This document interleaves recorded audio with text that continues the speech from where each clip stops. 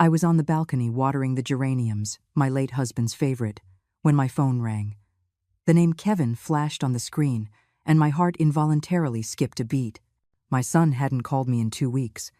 "Mom," Kevin's familiar voice came through, but it carried a lightness I didn't recognize. "Tonight at 6 o'clock, the Sterling Cut, the Gold Room. Jessica is treating the whole family to dinner. Be there on time, okay?" Before I could even reply, the line went dead. I stood frozen, holding the phone. As water from the watering can overflowed the pot and soaked my canvas sneakers. Jessica treating the family to dinner? That'll be the day. To say my daughter-in-law, Jessica, and I were like oil and water would be an understatement. Since she married into our family 5 years ago, I became the old hag in her eyes, and she became the thorn in my side I could never remove. She thought I was old-fashioned. I thought she was materialistic. She found me long-winded. I found her ill-mannered. My only comfort was that my son, Kevin, was still somewhat dutiful, though since his marriage he had clearly fallen under her spell. At least he kept up appearances. I glanced at the old regulator clock on the wall, a gift from my husband. It was 4:20 in the afternoon. Getting to the Sterling Cut from my house required 2 bus transfers. I needed to leave early. I quickly wiped my shoes, pulled out the navy blue blazer I only wore on important occasions, and carefully combed my white hair until not a strand was out of place. Even though I couldn't stand Jessica, it was a family gathering, and I couldn't embarrass my son. At 5 o'clock sharp, I locked the door and set out. The late summer sun was still brutal, and by the time I squeezed onto the second bus, my back was drenched in sweat. The bus was packed, shoulder to shoulder, and not a single person offered a seat to an old woman. I gripped the handrail tightly, thinking to myself, for my son, what's a little hardship? At 5:50, I stood before the imposing entrance of the Sterling Cut, smoothing out my wrinkled blazer. A hostess with a bright smile asked if I had a reservation. "The Gold Room, reserved by Mr. Kevin Vance," I said. She checked her list, her expression turning strange. "I'm sorry, the party for the Gold Room has already been seated, but your name isn't on the list. My last name is Vance. Kevin Vance is my son." My voice rose unintentionally. The hostess checked the list again, then said awkwardly, "Ma'am, I'm sorry, but there really isn't a spot reserved for you. Perhaps you could give them a call." My hands began to tremble, but I pulled out my phone and dialed Kevin's number. It rang 7 or 8 times. Just as I thought no one would answer, Jessica's sharp, high-pitched voice came through. "Hello? Jessica? It's Mom. I'm at the Sterling Cut. The hostess says my name isn't on the list." "Oh, Mom." Jessica's voice was dripping with condescension. "It's just a small family dinner tonight. We didn't save a spot for you. You should just head home. We'll call you next time." The line went dead. I stood in the magnificent, gilded lobby of the restaurant, a sudden chill running through my body. People bustled around me, the sounds of clinking glasses and laughter spilling from every private room. I was like an out-of-place ghost, completely at odds with the festive atmosphere. "Ma'am, are you all right?" the hostess asked with concern.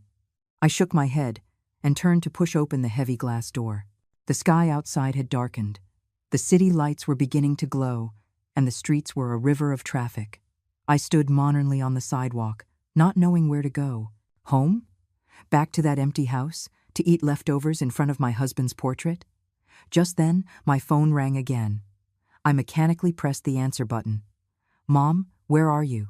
It was Kevin's voice this time, the background noise loud, as if he were at a party.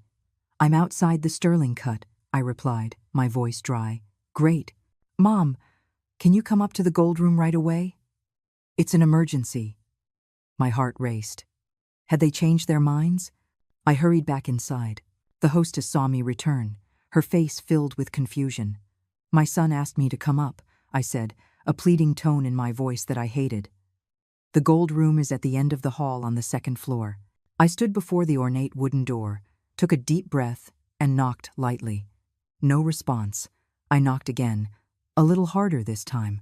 The door cracked open, revealing Jessica's heavily made-up face. When she saw it was me, she didn't move aside but blocked the opening even more. "Mom, can you go to the front desk and settle the bill for us?" She held out a gold credit card. "The PIN is Kevin's birthday." I was stunned. But didn't you ask me to come for dinner? Jessica rolled her eyes with impatience. We've already finished. Please hurry, the server is waiting. She shut the door before I could even glimpse who was inside.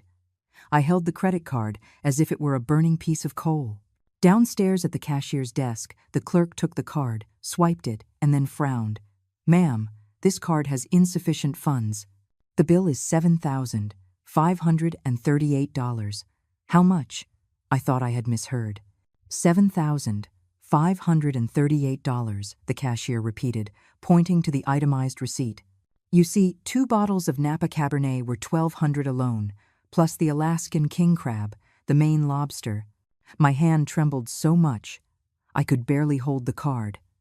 $7,000? That was half of my yearly pension. What did they eat, Gold? Can you wait a moment?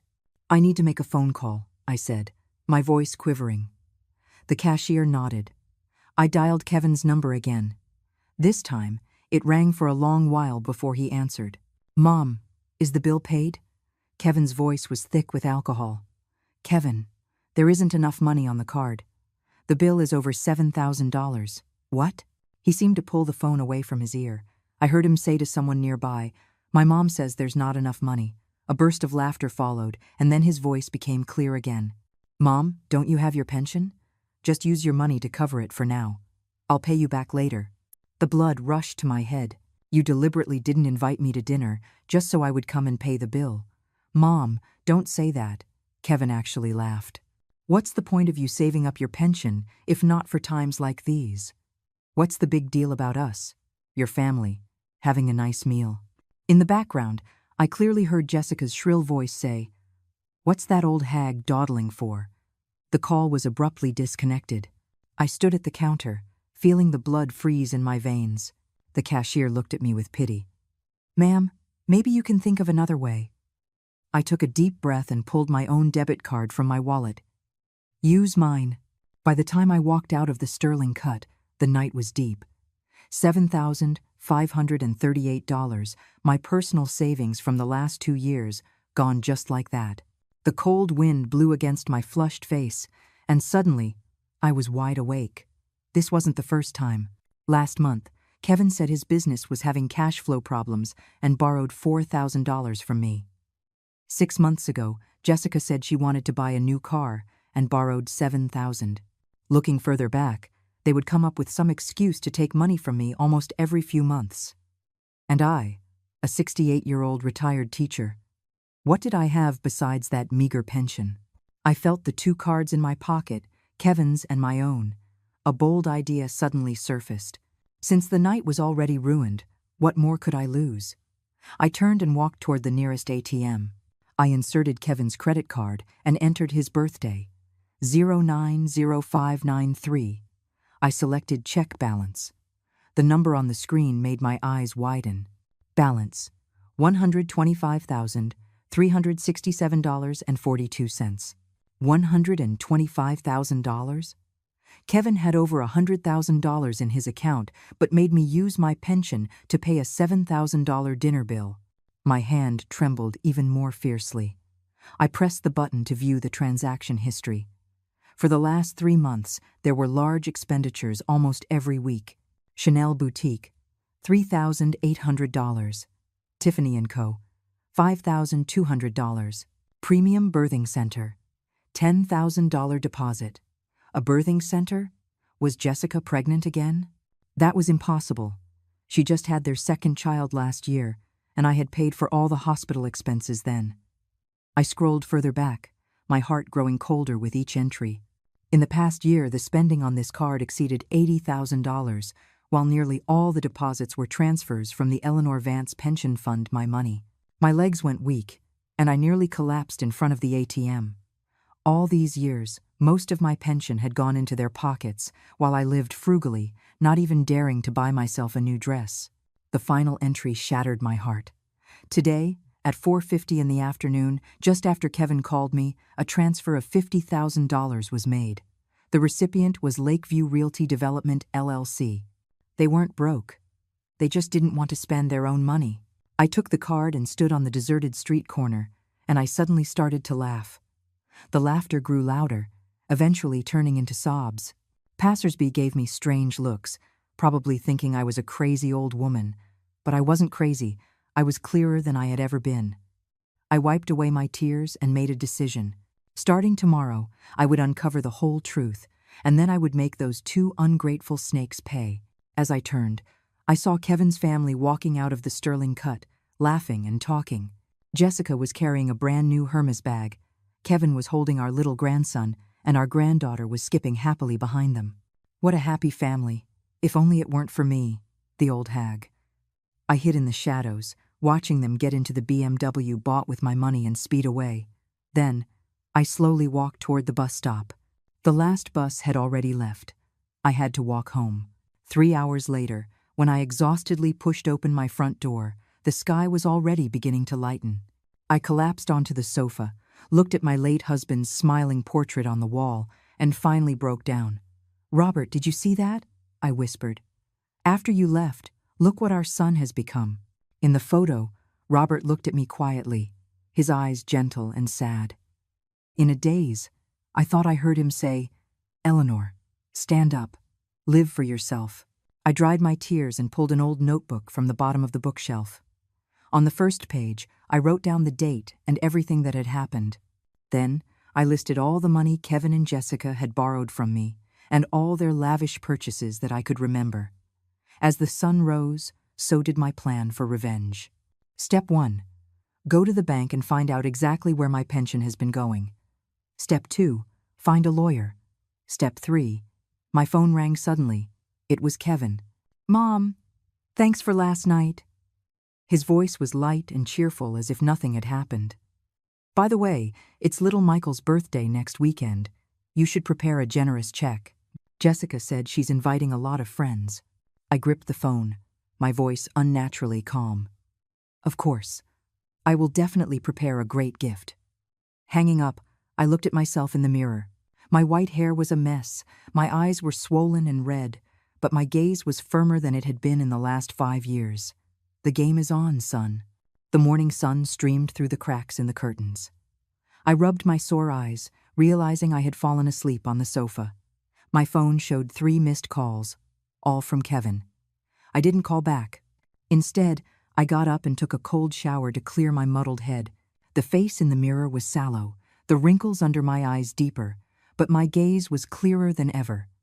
A $7,500 wake-up call was a steep price to pay. I changed into my most presentable clothes and put all my bank cards, passbooks, and my ID into my purse. Today, I was going to the bank to get to the bottom of this. At the bus stop outside my building, a few old neighbors were waiting. Normally, I would have greeted them warmly, but today I just nodded. Mrs. Gable, however, grabbed my arm. "Eleanor, dear, I saw your Kevin taking his wife and kids to the Sterling Cut yesterday. How come they didn't take you?" My heart felt like it had been stabbed. I forced a smile. "Oh, I wasn't feeling well." "Oh, you have to take care of yourself." Mrs. Gable patted my hand. "Your Kevin is so successful. I heard he got another promotion. And that Jessica is so lucky, always posting photos of designer bags on her social media." I mumbled a few replies and hurried onto the bus. Mrs. Gable's words were like daggers twisting in my heart. Yes, everyone thought my son was successful, and my daughter-in-law was living a life of luxury, but no one knew their glamour was built on my life savings. The bank lobby was cool, but I broke out in a cold sweat. I took a number, waited, and finally, it was my turn. "Hello, how can I help you?" the young woman behind the counter asked with a smile. Her name tag read, Maya Patel, trainee. "I'd like to check the detailed statement for my pension account for the last 3 years," I said, handing over my ID and passbook. Maya expertly typed on her computer, but her brow gradually furrowed. "Mrs. Vance, there's something strange about your pension account." My heart pounded. "What's strange?" "Every month, on the 15th, after the pension is deposited, almost the entire amount is withdrawn on the same day. Sometimes it's an ATM withdrawal. Sometimes it's done at the counter." She pointed at the screen. "And in the last 6 months, there have been 3 large loans taken out, using this account as collateral." The world went dark. I gripped the edge of the counter to keep from falling. Loans? I've never taken out any loans. Maya looked around cautiously and lowered her voice. Mrs. Vance, are you certain you didn't authorize these withdrawals and loans yourself? Of course not, my voice trembled. I only withdraw $300 a month for living expenses. The rest I save. As for loans, I know nothing about them. This is serious. Maya's expression became grave. I need to get my supervisor. Please wait a moment.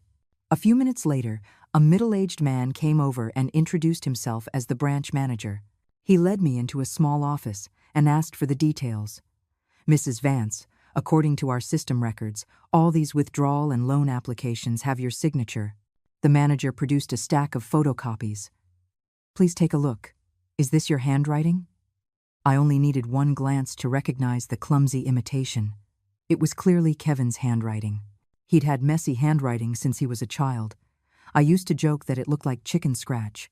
I never thought his chicken scratch would one day be used to forge my signature. This is not my signature, I said through gritted teeth. The manager and Maya exchanged a look. In that case, we advise you to call the police. This is a clear case of financial fraud, and the amount is substantial. The police? To report my own son? My hands started to shake uncontrollably. Can you first tell me the total amount involved? I asked with difficulty. The manager did some calculations. Over the past 3 years, a total of $48,600 has been withdrawn from your pension. The 3 loans total $60,000, all applied for in your name. Currently, there is still $45,000 outstanding. My ears were ringing, and I could barely hear what he said next. $108,600. I had never even seen that much money in my life. And my son, the son I had worked so hard to raise, had stolen it all from me, piece by piece. Mrs. Vance, are you okay? Maya's concerned voice brought me back to reality. I need some time to think. I stood up, my legs feeling as heavy as lead. The manager handed me a printed copy of the account details. Here is the record of your fund transfers. If you need to file a police report or seek legal help, our bank will fully cooperate. Walking out of the bank, the sun was blazing, but I felt a chilling cold. The thin stack of papers in my bag held the story of my hollowed-out life. I walked aimlessly and found myself in a downtown park. On a bench, I unfolded the statement with trembling hands. The withdrawal dates stabbed at my eyes. On my birthday, Kevin took $3,000. On the anniversary of my husband's death, Jessica took $2,000 to buy a bag. The day before Christmas, a $5,000 transfer was made to the Regal Birthing Center. The most ironic part was that shortly after each withdrawal, there would be a corresponding purchase record. Tiffany & Company, Hermes, high-end beauty salons. The luxury items Jessica flaunted on social media were all bought with my money. My phone suddenly rang. It was Kevin. I took a deep breath and answered. "Mom, why haven't you been answering your phone?" he asked, his tone anxious. "Little Michael has a fever.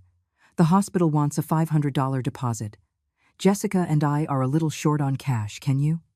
Before, I would have said yes without hesitation. Before, I would have worried about my grandson and rushed to the bank. Before, I was a complete fool. "Kevin," I interrupted him, my voice surprisingly calm. "I just came from the bank." The other end of the line went silent. "Mom, what were you doing at the bank?" His voice was clearly nervous. "Checking my pension account," I said, word by word. $48,600, Kevin, and the $60,000 loans. When were you planning on telling me?" "Mom, listen to me. I can explain." His voice became shrill. "I kept a record of all that money. I'll pay you back. Right now, Michael is sick. The woman who used my money to stay at a luxury birthing center can't even come up with $500 for medical fees?"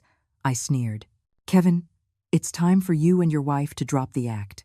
I hung up and turned off my phone, not wanting to hear his voice again. The ginkgo trees by the bench rustled, as if sighing for me.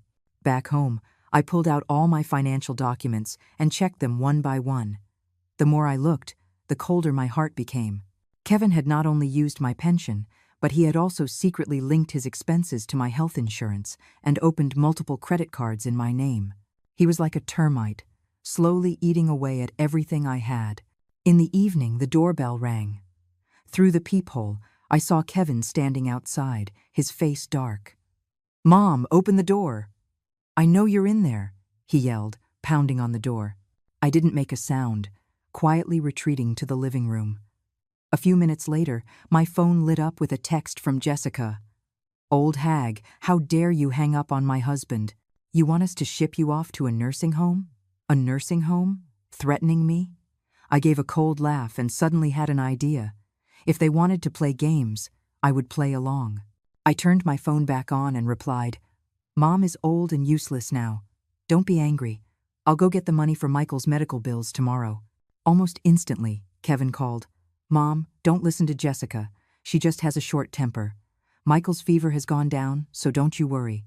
Listen to that, what a dutiful son." I could almost see his fake smile on the other end of the line. "Kevin," I said, my voice deliberately trembling, "Mom has thought about it. Since you've used the money, then just keep it. You're my only son. It'll all be yours eventually. It's just those loans." "Mom, don't you worry about the loans." His voice immediately brightened. "I know people at the bank. It's all been taken care of. Look, you're getting older. Why don't you give me the deed to the house for safekeeping?" So that was it. That was his real goal. My house, the fruit of a lifetime of work for my husband and me. He was coming for it now. The deed, I'll have to look for it. I don't remember where I put it. I pretended to be confused. "Mom, how can you be so careless with something so important?" He grew anxious. "I'll come over tomorrow to help you find it." After hanging up, I immediately dialed another number. My old colleague, Mrs. Davis. Her daughter was a lawyer. It was time to seek professional help. "Eleanor." Mrs. Davis was surprised to hear my voice. "It's been so long." "Sarah," I said, "I need to ask your daughter for some legal advice about a family property dispute." I struggled to say the words. There was a moment of silence on the other end. "Eleanor, is it about Kevin?" So, everyone knew. Everyone except me, his own mother. I gave a bitter laugh and briefly explained the situation. Mrs. Davis immediately promised to connect me with her daughter. "Clara is free tomorrow morning. You can go straight to her firm," Mrs. Davis said. "Eleanor, take care of yourself. Some children just aren't worth it." Not worth it. The words echoed in my mind. Yes, in my 68 years, I had taught countless students, but I had failed to teach my own son. The night was deep, but I couldn't sleep. At my desk, I compiled a detailed list. All the misappropriated funds, the forged documents, the threatening text messages. These were my weapons. Tomorrow, I would meet the lawyer. Tomorrow, the fight back would officially begin. Outside, a sliver of a new moon hung in the sky, cold and bright. My husband's photo, bathed in the moonlight, seemed to watch me quietly, as if to say, "Well done, Eleanor." Clara Hayes's law firm was located in an old office building in the Loop. The elevator was ancient, so I had to climb 5 flights of stairs. My knees ached, but compared to the pain in my heart, it was nothing. Pushing open the frosted glass door, a young woman at the front desk looked up and smiled. "Hello, do you have an appointment?" "I have an appointment with Clara Hayes. My name is Eleanor Vance." The woman checked the schedule. "Miss Eleanor Vance, Miss Hayes is waiting for you. Please follow me." The office was small but neat and bright. Bookshelves were lined with legal texts, and a few ink-wash paintings hung on the walls. A woman in her early 30s, with short hair and a sharp pantsuit, stood up from behind the desk. Her eyes were sharp yet kind. "Mrs. Vance, hello." She extended a hand. "I'm Clara Hayes. Sarah Davis is my mother." I shook her hand. It was warm and firm. After a brief exchange of pleasantries, I got straight to the point, laying out the documents and bank statements I had organized the night before. Clara read through them carefully, occasionally making notes. When she saw the forged signatures and loan documents, her brow furrowed tightly. "Mrs. Vance, this situation is more serious than I thought," she said, putting the papers down. Your son is implicated in multiple crimes: financial fraud, forgery, embezzlement. The evidence is solid. We could absolutely file criminal charges." Criminal charges? My fingers twisted together unconsciously. To send my own son to prison. Of course, with family disputes, we usually recommend mediation first, Clara said, seeming to notice my hesitation. "What are your goals?" I took a deep breath. "First, I want him to stop taking my property. Second, I want to recover the money he took. Third," I paused, "I want to ensure my house is safe." Clara nodded. "We can start by sending a cease and desist letter, demanding he stop any and all actions related to your assets and return the illegally obtained funds. At the same time, I strongly advise you to do the following immediately." She handed me a list. "Change all your bank account passwords, report your ID as stolen and get a new one. Move the deed and other important documents to a secure location, like a safe deposit box, and gather more evidence." "The deed is the most important thing," Clara emphasized. "The loans taken out in your son's name are secured against your property. If he defaults, the bank has the right to foreclose on your house." My hands started to shake. How could he? That's the only home his father and I ever had. "In the face of money, family ties can sometimes be very fragile," Clara said softly. "Mrs. Vance, you need to be prepared. Cases like this are often accompanied by intense family conflict." I gave a bitter smile. "They've already threatened to send me to a nursing home." Clara's eyes sharpened. "That constitutes elder abuse. Do you have any proof of that?" I took out my phone and showed her the threatening text from Jessica. Clara had me forward it to her immediately. "This can all be used as evidence," she said. "Mrs. Vance, you need to make a decision. Do you want to simply protect what you have left, or do you want to pursue legal action against them?" I looked out the window. The sunlight reflecting off the glass of the building opposite was painfully bright. To report Kevin, to have him sent to jail. I remembered him as a little boy with a high fever, how I held him all night without sleeping. I remembered the proud smiles my husband and I shared when he got into college. I remembered on his wedding day, he promised me, "Mom, I'll take care of you for the rest of your life." "Let's just protect the assets for now," I finally said. "As for legal action, if they stop, I can forgive them." Clara gave me a long, meaningful look. "You're more forgiving than most clients."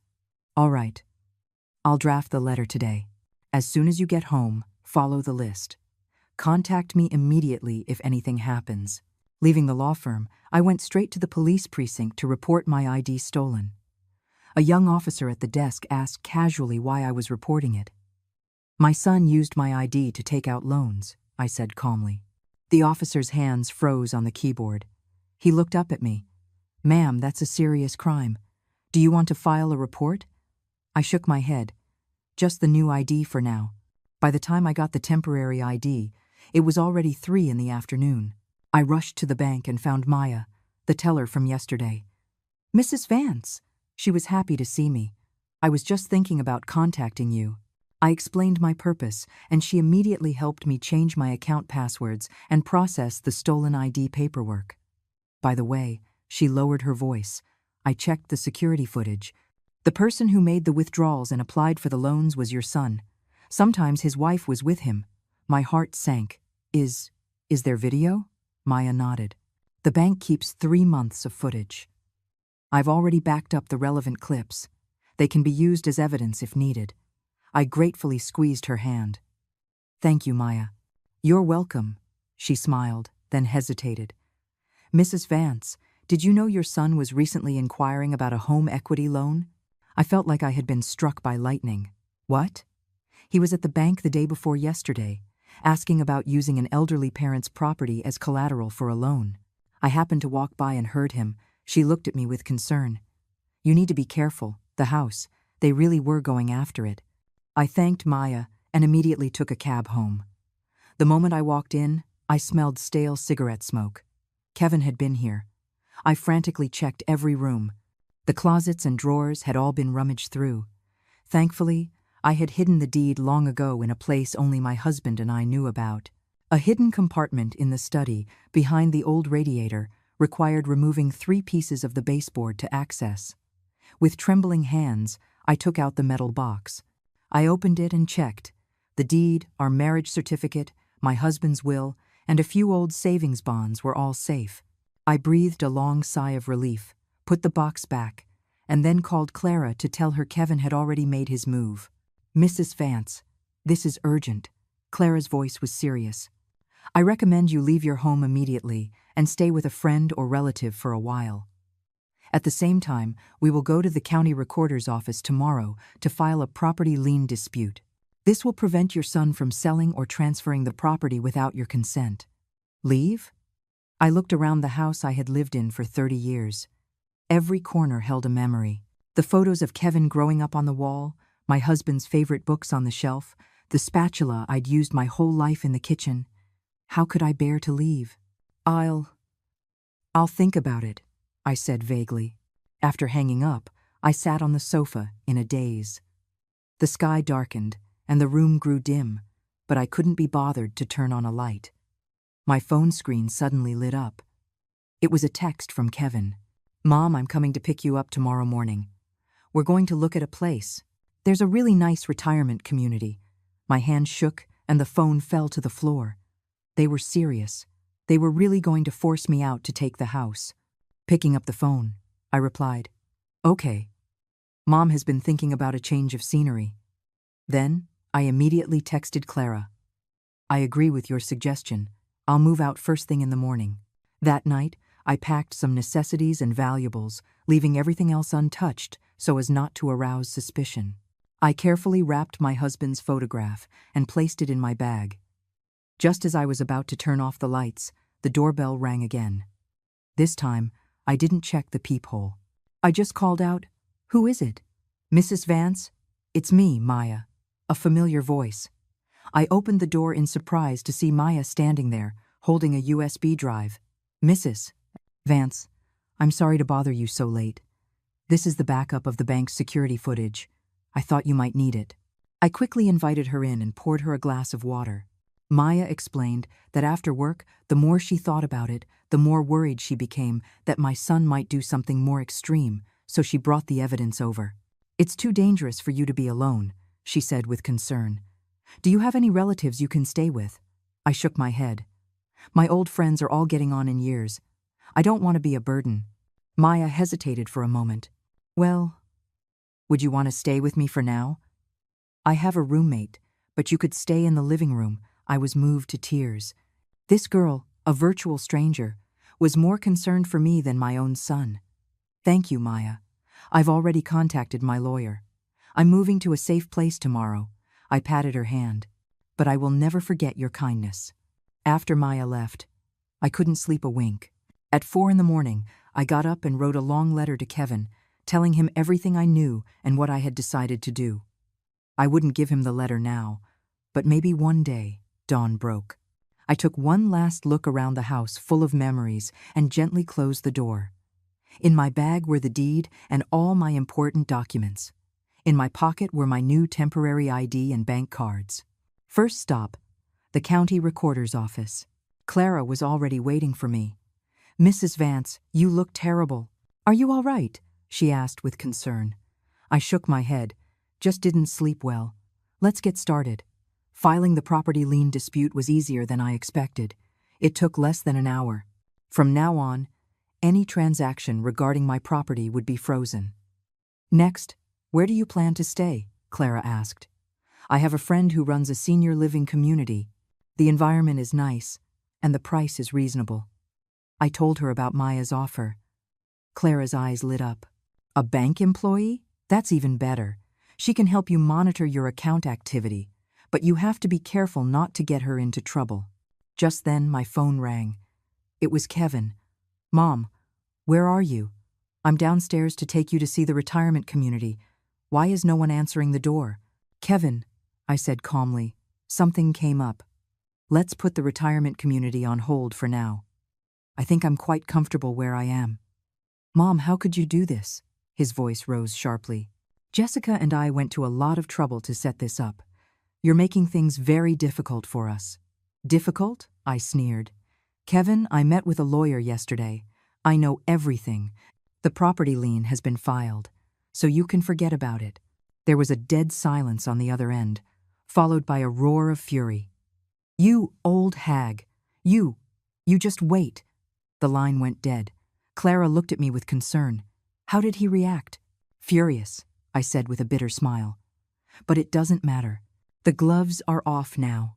Clara insisted on driving me to Maya's apartment building and reminded me to call the police, or her, immediately if anything happened.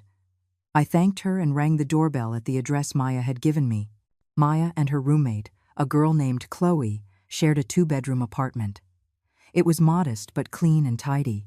The 2 girls warmly helped me get settled, even buying me new bedding. "Mrs. Vance, you can stay in my room. Chloe and I can share," Maya said. "Absolutely not. The living room is fine," I insisted. "You've already done so much."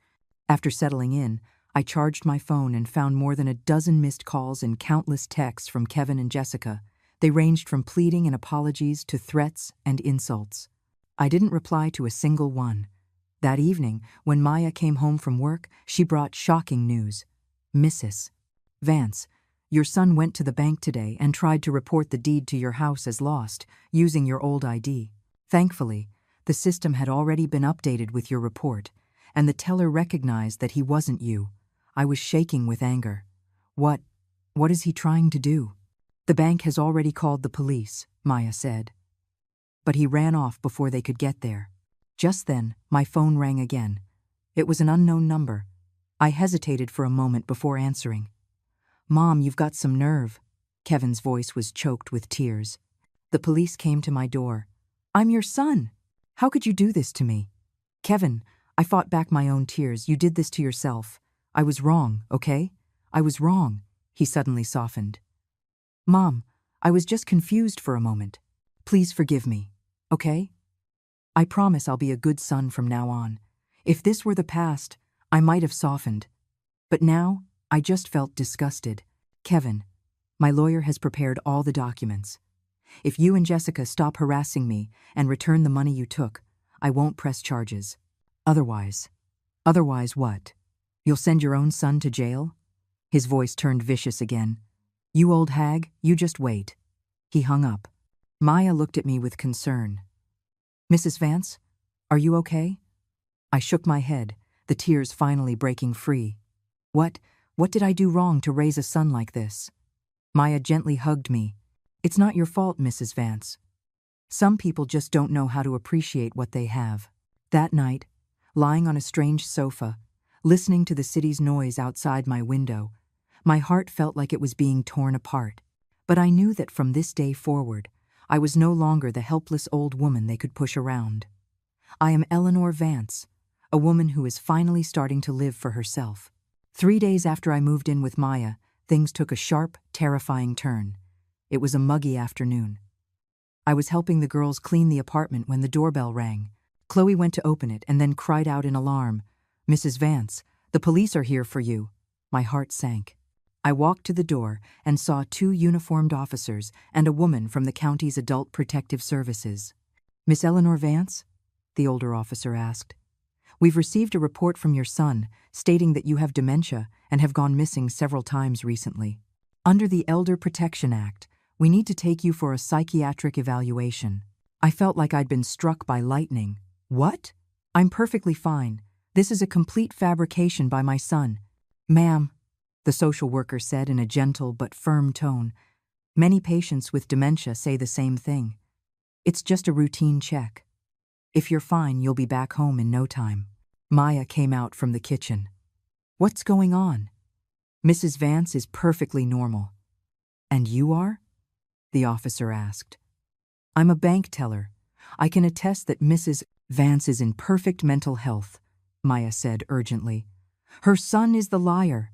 "Ma'am, please do not obstruct our work," the officer cut her off. "Miss Vance, please come with us." I looked at their unyielding expressions, then at Maya, who was on the verge of tears, and I understood. This was Kevin's new plan. He knew the legal route was failing, so he resorted to this. "I'll go with you," I said calmly. Then I whispered to Maya, "Call Clara Hayes." Tell her they're taking me for a psychiatric evaluation at Serenity Meadows Hospital.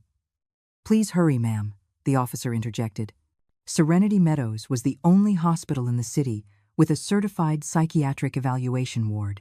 On the way, I tried to explain, but the officers just nodded dismissively, clearly having already made up their minds.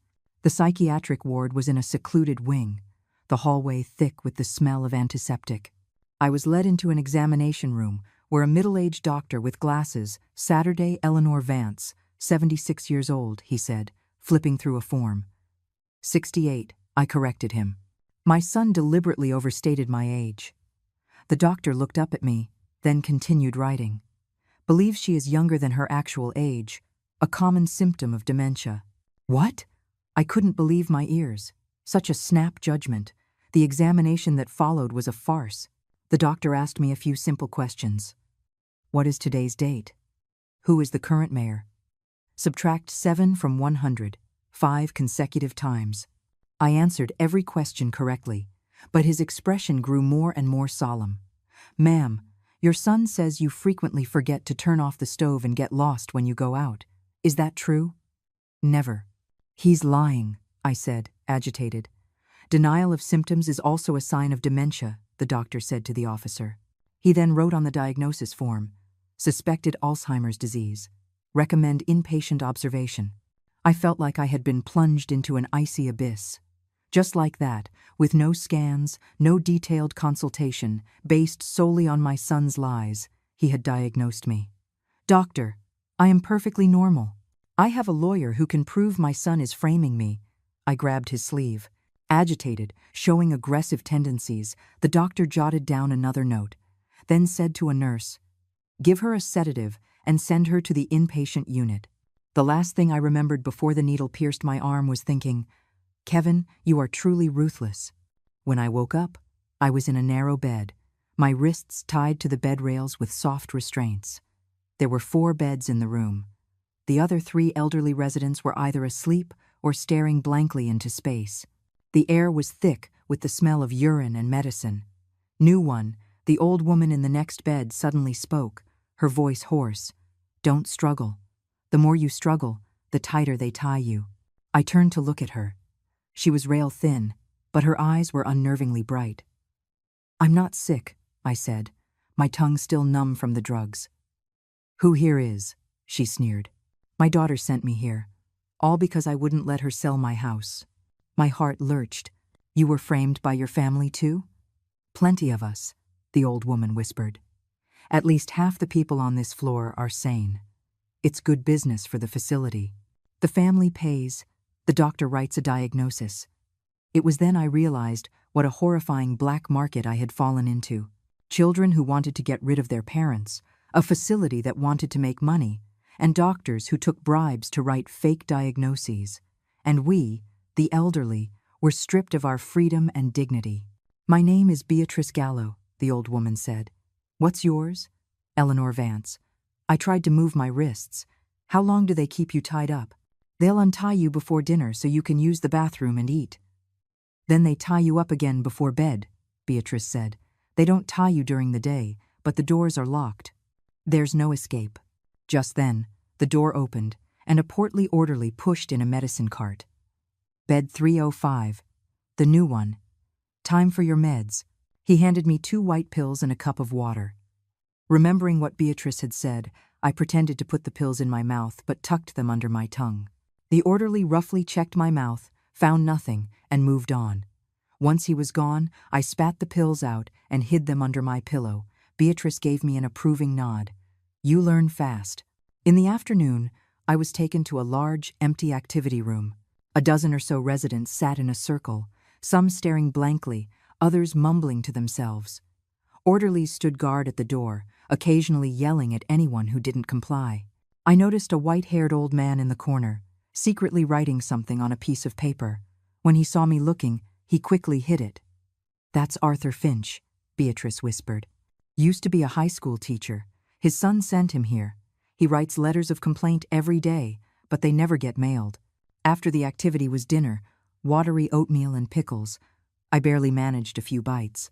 Back in the room, I discovered the pills under my pillow were gone. My heart sank. Just then, Beatrice quietly slipped me a note. Orderly did a room check.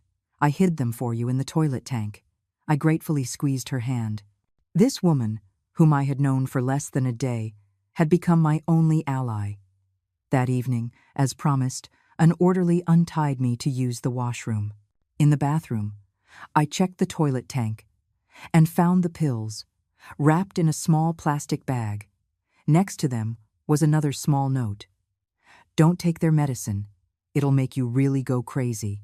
A. So, Mr. Finch was also secretly helping. A warmth spread through my chest. In this terrible place, at least there were still sane people. Before bed, the orderly came to tie my hands again. This time I didn't resist. After he left, Beatrice whispered, "Tomorrow, I'll teach you how to cheek your pills and pretend to be confused. We have to survive until we can get out." In the darkness, listening to the breathing and murmurs of the other residents, tears streamed silently down my face. Kevin and Jessica, could you really live with yourselves, leaving me to spend the rest of my days in a place like this? Suddenly, I remembered my phone. They had confiscated my purse, but my phone was still in my pants pocket. I carefully twisted my body, trying to reach it. The restraints limited my movement, but after several minutes of effort, my fingertips finally brushed against it. It was off, with about half the battery left. I didn't dare turn it on, but it was a sliver of hope. The next morning at breakfast, I deliberately spilled oatmeal on myself, acting clumsy. The orderly cursed at me as he changed my clothes, but the suspicion in his eyes lessened. I was starting to be categorized as one of the confused ones. During activity time, I subtly moved next to Arthur. Pretending to be folding paper, he whispered, "You were framed." I nodded. "My son wants my house." "A classic," he sneered. "I've been watching you. Your eyes are too clear. You have to learn to act confused." He taught me how to gather evidence without raising suspicion. Memorize the orderly's schedules, note the blind spots in the surveillance cameras, document illegal medication and abuse. Most importantly, Arthur said, find a trustworthy family member or visitor to get a message out for us. Do you have someone like that? I thought of Maya and Clara. They must be frantically looking for me. Yes, but they don't know I'm here, I whispered. Arthur's eyes lit up. Next Wednesday is family visiting day. You have to find a way to contact them. Back in the room, I shared the plan with Beatrice. She was thrilled. I know one of the cleaning ladies. She can pass a note for you. And just like that, the three of us formed a small resistance alliance. Over the next few days, I acted more and more confused on the surface, while secretly documenting every violation at the facility. Residents being tied to their beds for over 12 hours, being forced to take expired medication, orderlies hitting those who disobeyed. The most horrifying discovery was a special arrangement between the facility and certain families. For an extra fee, the facility would provide special care, which was actually systematic abuse to troublesome residents until they became completely docile. On Wednesday morning, I got up early and sewed the note, filled with everything I had documented, into the lining of my bra. The cleaning lady years.New was in her 50s. She saw what we were doing and gave a silent nod. "Don't worry," she whispered. "My daughter works for a newspaper. This needs to be exposed." During visiting hours, the activity room was transformed. It was clean and welcoming, the residents were dressed in their best clothes, and the orderlies were all smiles. I sat in a corner, scanning every person who walked in, praying for a familiar face. Suddenly, an unexpected figure appeared at the door. Maya. She was in casual clothes, pretending to be a family member of another resident. Our eyes met across the room. A flash of shock and relief crossed her face before she composed herself and slowly walked toward me. "Grandma," she said, kneeling in front of me and taking my hands as if we were close. "I've come to see you." I squeezed her hand and whispered, "Bra pocket." Maya understood. Pretending to fix my collar, her hand quickly retrieved the note. An orderly walked over to check. She immediately said loudly, "Grandma, you're looking so well. We all miss you so much." The orderly, satisfied, walked away. Before leaving, Maya winked at me and mouthed the words, "Hang in there." After she left, my heart pounded for a long time. The note contained not only the evidence I had collected, but also a crucial piece of information. Kevin had already filed a petition with the court to have me declared legally incompetent. If it passed, he would have complete control over all my assets.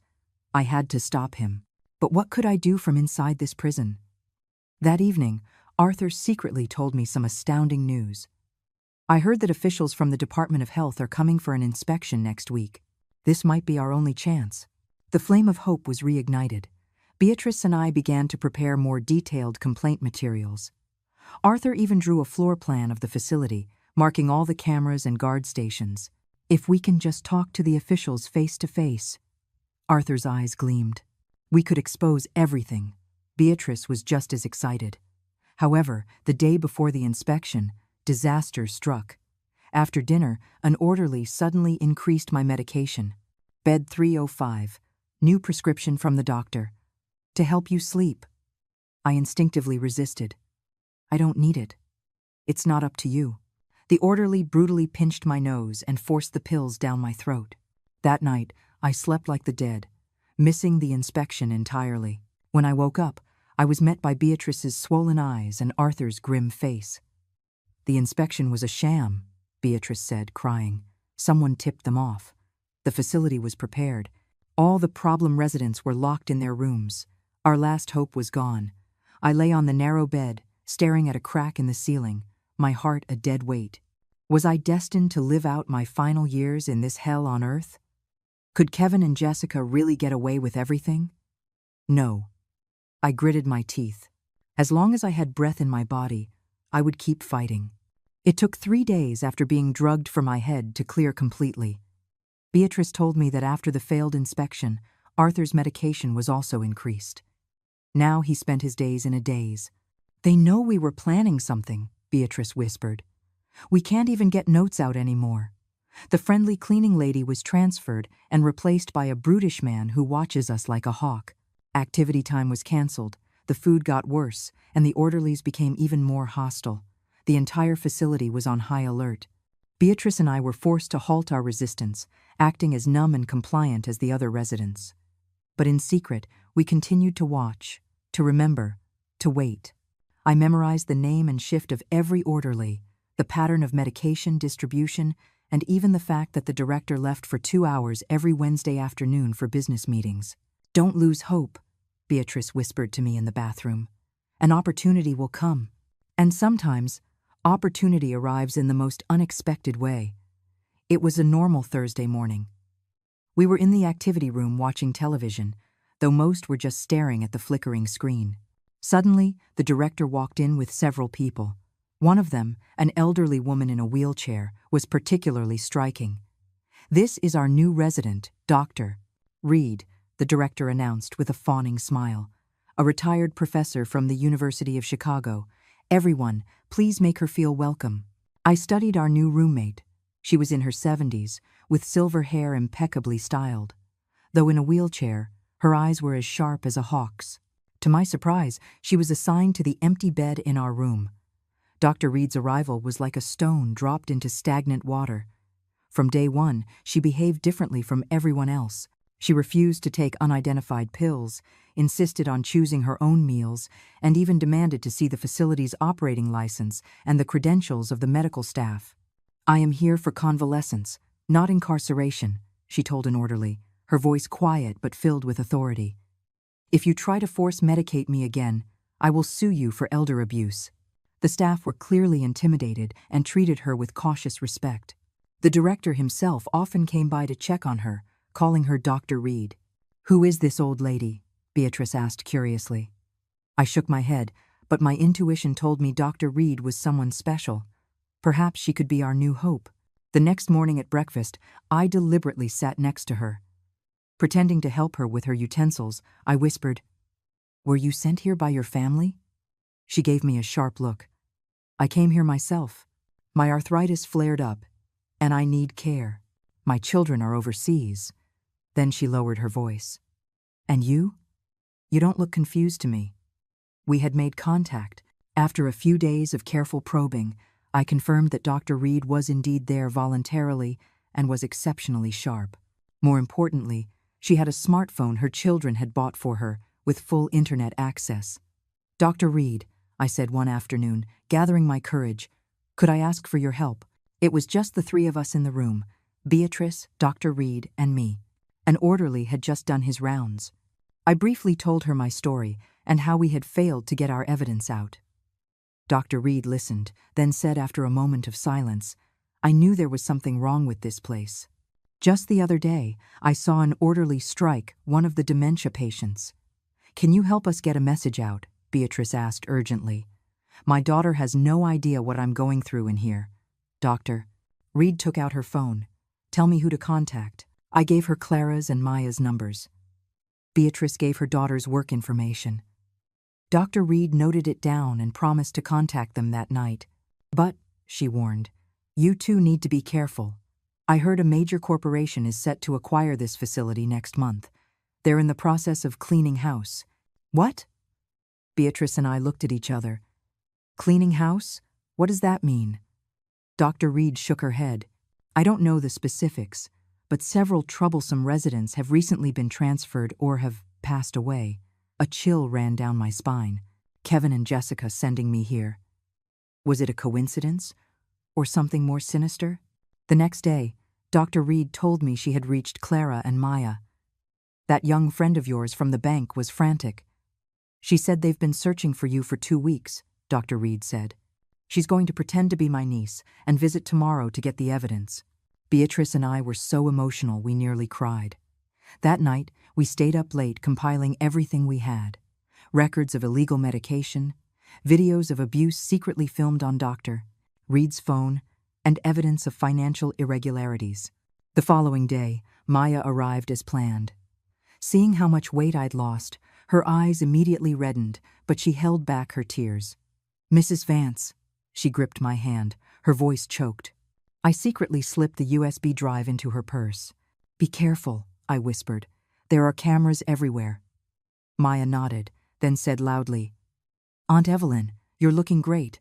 I'll come see you again soon." After she left, Beatrice and I were both ecstatic and terrified. The evidence was out, but what would happen next?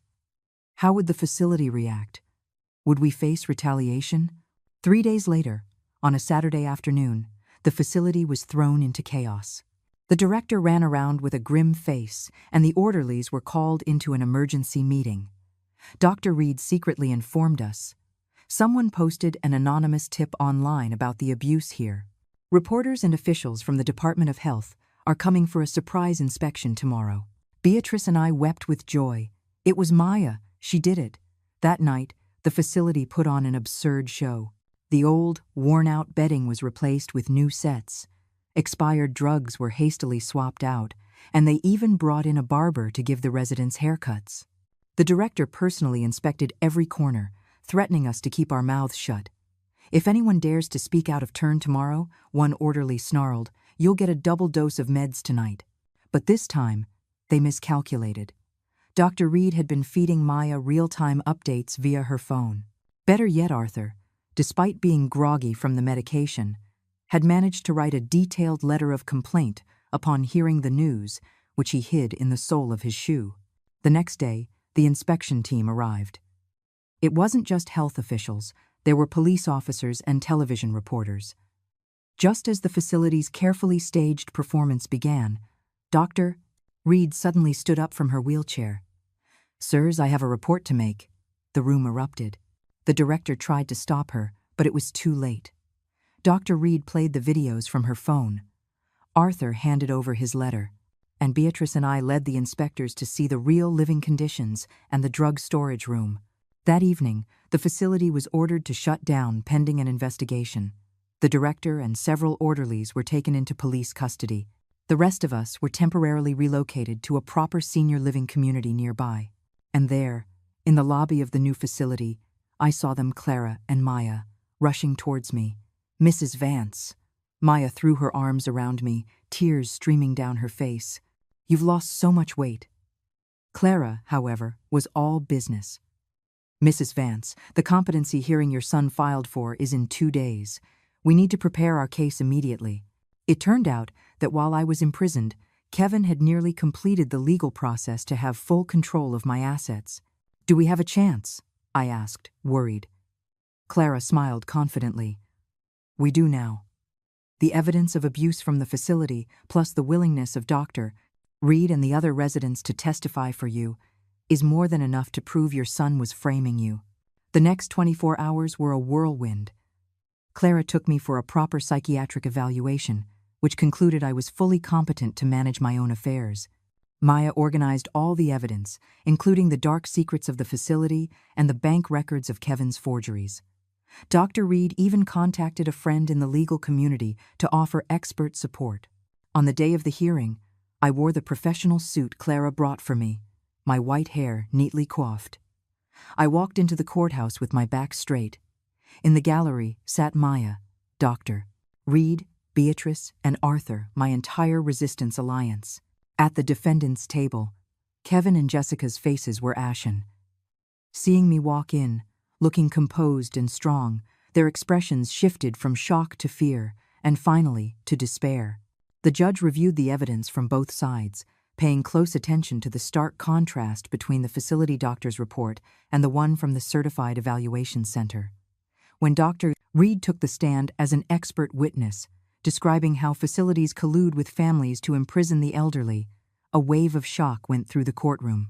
Based on the evidence presented, the judge finally announced, "This court denies the petitioner's request to declare the respondent incompetent." On the contrary, this court notes the serious allegations of elder abuse and financial embezzlement against the petitioner and recommends the district attorney's office open an investigation. The courtroom erupted in applause. Kevin slumped in his chair, while Jessica shrieked hysterically, "You old hag, I hope you rot in hell," before being escorted out by the bailiffs. Walking out of the courthouse, the sunlight was bright and cleansing. Clara told me that not only had Kevin and Jessica lost their bid for control, but they would now face a criminal investigation. "Mrs. Vance, you won," Maya said, linking her arm through mine, her eyes filled with tears. I shook my head. "No, we won." Yes, we had. My resistance alliance. Beatrice was finally reunited with her daughter. Arthur's son was under investigation, and he was likely to get his house back. Dr. Reed decided to form an advocacy group for the rights of the elderly. And I, with the help of Maya and Clara, would continue the fight to recover my stolen assets. But in that moment, all I wanted was to enjoy this hard-won freedom. I took a deep breath of fresh air and looked up at the blue sky. "Robert," I thought, "did you see? I didn't give up. And I will keep fighting until I get back everything that belongs to us." 3 days after the victory in court, I returned home. Pushing open the familiar door, I was hit by a musty smell. Clearly, no one had been here. A thin layer of dust covered the furniture, and the food in the refrigerator had long since spoiled. I put down my bag and immediately checked the secret compartment behind the radiator. The metal box was still there. The deed, savings bonds, and my husband's will were all safe. I let out a long sigh of relief, clutching the box to my chest as I sat on the sofa, tears streaming down my face. It was the first time since my husband passed that I truly felt safe. The past few months had been a nightmare, and now I was finally awake. The ringing of my phone broke my thoughts. It was Clara. "Mrs. Vance, I have good news. The court has officially opened a criminal investigation into your son and daughter-in-law. The police will need you to come in and give a detailed statement. Of course, I'm available anytime," I said, drying my tears. Also, Clara's voice turned serious. "Your son's assets have been frozen, including the BMW and several bank accounts. However, bank records show that he and Jessica transferred a large sum of money recently. We need to trace where it went." My heart tightened. "Can we get it back?" "It will be difficult, but we'll do everything we can." Clara paused. "Mrs. Vance, you need to prepare yourself. This case might take a long time, and it will be painful." I knew what she meant. To personally send your own son to prison, what mother wouldn't be in pain? But then I thought of those days in the care facility, of being tied to the bed and force-fed pills, and my heart hardened. "I'm not afraid," I said. "Let justice be done." After hanging up, I began to deep clean the house, as if scrubbing away all the ugly memories. While cleaning Kevin's old room, I found a crumpled piece of paper, a draft of a contract from a real estate company, dated the day before I was sent to the facility. The contract showed that Kevin had already reached an agreement with Lakeview Realty to sell my house for 30% below market value, on the condition that the original occupant, me, would not object. In return, he would receive a small condo and $10,000 in cash. My hand trembled so much I could barely hold the paper. It was all premeditated. They didn't just want my money, they wanted the home my husband and I had built over a lifetime. I immediately took a picture and sent it to Clara. Less than 10 minutes later, she called back. "Mrs. Vance, this contract is a smoking gun. It's direct proof of conspiracy to commit fraud between your son and this real estate company. I've already contacted the Economic Crimes Unit. They will investigate this company. So my house is safe?" "Absolutely," Clara said confidently.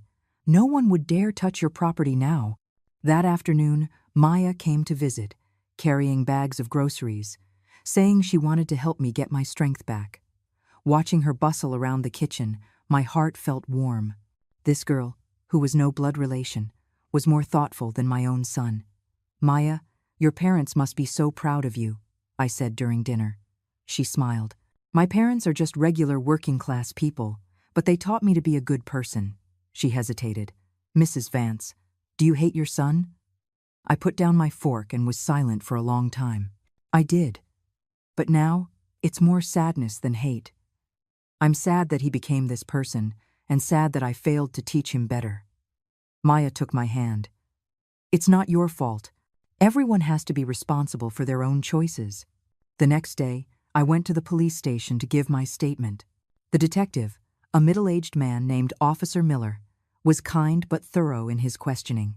When I described my experience at the care facility, his brow furrowed, and he called in a colleague from the Elder Abuse Unit, Mrs. "Vance, your situation is more serious than we thought," Officer Miller said. "Your son and daughter-in-law are suspected of multiple crimes, including elder abuse, financial fraud, and forgery. The case against the care facility is also ongoing. Several people have already been arrested." "Will they go to prison?" I asked quietly. "It's very likely," he said bluntly. "You should be prepared for that." Walking out of the station, the sunlight was blinding. I put on my reading glasses and suddenly saw a familiar figure across the street, Kevin. He had lost weight, was unshaven, and was staring at me with a dark expression. Our eyes met. He made a throat-slitting gesture with his finger, then turned and walked away. My heart pounded, and my legs went weak. He hated me. My own son hated me. That realization was more painful than any physical harm. When I got home, I immediately had the locks changed and installed a security chain and a peephole camera. Clara was right. I had to protect myself. That night, I tossed and turned. Kevin's hateful glare burned into my mind. At 3 a.m, my phone rang. It was an unknown number. "Mom," Kevin's voice was hoarse. "We need to talk." "There's nothing to talk about," I said, trying to sound calm. "Just 10 minutes. Face to face, his tone softened. "Mom, I know I was wrong. I want to apologize." I bit my lip, torn. My mind told me not to trust him, but a mother's instinct made my heart soften. "Tomorrow morning. The bench by the fountain in Millennium Park. A public place," I finally said. "Just 10 minutes. The next day, I went to the park, but I was prepared. I had a small audio recorder in my purse, my phone's emergency contact was set, and I chose a busy, visible spot. Kevin was 10 minutes late and looked terrible. He sat down next to me. His first words were, "Mom, I've hit rock bottom." The police had frozen his accounts. Jessica had taken the kids and gone back to her parents. His company, citing his ruined reputation, was about to fire him. He rambled on, but the message was clear. His life was a mess, and it was all my fault. "If you're here to blame me, then this conversation is over," I said, standing up. "Wait." He grabbed my arm. "Mom, please drop the charges. If you drop the charges, Jessica will come back, and my company will keep me." I couldn't believe my ears. "Drop the charges? Kevin, do you have any idea what you've done? You locked me in that hellhole, you drugged me, you tied me down. That wasn't my idea. He immediately deflected. It was Jessica. It was all her idea. She said you were old and confused and needed special care. Enough. I cut him off sharply. You're still lying. The bank records show you forged my signature. You're the one who stole my pension. His face changed. You know everything. I know everything, I said coldly, including your deal with the real estate company. Kevin's expression twisted from remorse to rage. You old hag. You're just trying to ruin me, aren't you? He suddenly grabbed my wrist. Well, it's not that easy. I have ways of dealing with you. Let go, I struggled. There are cameras here.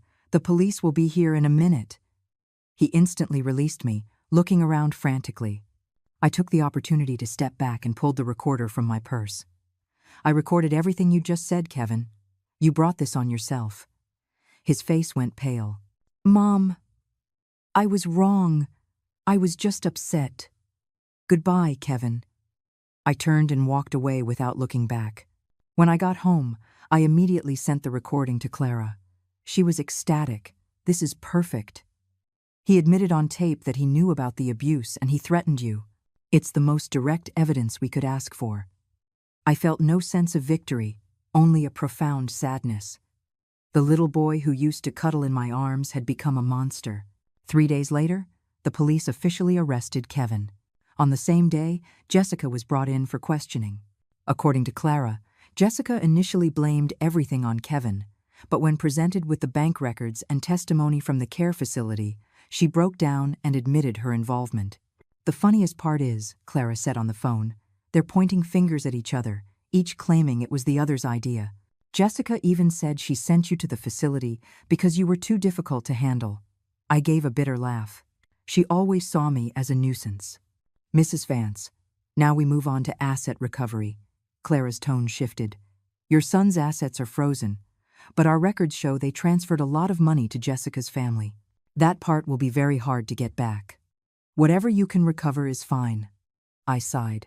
The important thing is to make sure they can't hurt me or any other elderly person ever again. Clara was quiet for a moment. You know, you're much stronger than I imagined. Most elderly parents in this situation would have softened and dropped the charges by now. I won't, I said firmly.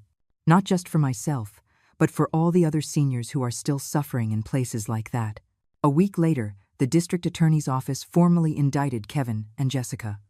At the same time, there was a new development in the care facility case.